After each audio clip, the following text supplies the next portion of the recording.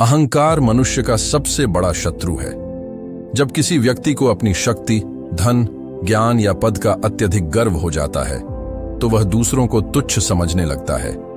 लेकिन इतिहास और वास्तविकता यह साबित करती है कि अहंकार का अंत हमेशा बुरा ही होता है। अहंकार और विनम्रता में अंतर। अहंकार और आत्मविश्वास में बड़ा अंतर होता है। आत्मविश्वास हमें आगे बढ़ने की प्रेरणा देता है, जबकि अहंकार हमें दूसरों से श्रेष्ठ समझने पर मजबूर करता है। विनम्र व्यक्ति हमेशा आगे बढ़ता है, जबकि अहंकारी व्यक्ति अपनी ही गलतफहमियों में गिर जाता है। महाभारत से सीख।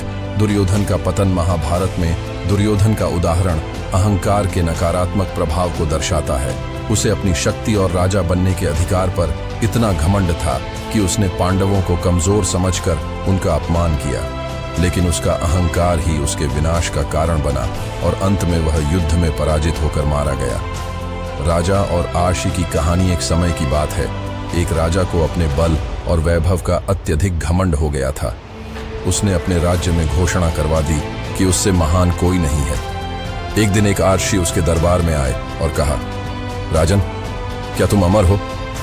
राजा ने हंसकर कहा, नहीं, लेकिन मैं सबसे शक्तिशाली हूं। आर्षी ने मुस्कुराते हुए कहा, तो फिर तुम्हारी शक्ति और अहंकार किस काम के, जब एक दिन यह सब समाप्त हो जाएगा? अहंकार कैसे विनाश की ओर ले जाता है। अहंकारी व्यक्ति दूसरों की सलाह नहीं सुनता, जिससे वह गलत निर्णय लेता है। अहंकार दूसरों के साथ संबंध खराब कर देता है, जिससे व्यक्ति अकेला रह जाता है। जब व्यक्ति स्वयं को सर्वश्रेष्ठ मानने लगता है तो वह सीखना बंद कर देता है और आगे बढ़ने की संभावनाएं खत्म हो जाती हैं। विनम्रता का महत्व। जो व्यक्ति विनम्र रहता है उसे समाज में सम्मान मिलता है। विनम्रता से व्यक्ति अधिक सीखता है और लोगों का प्रिय बनता है।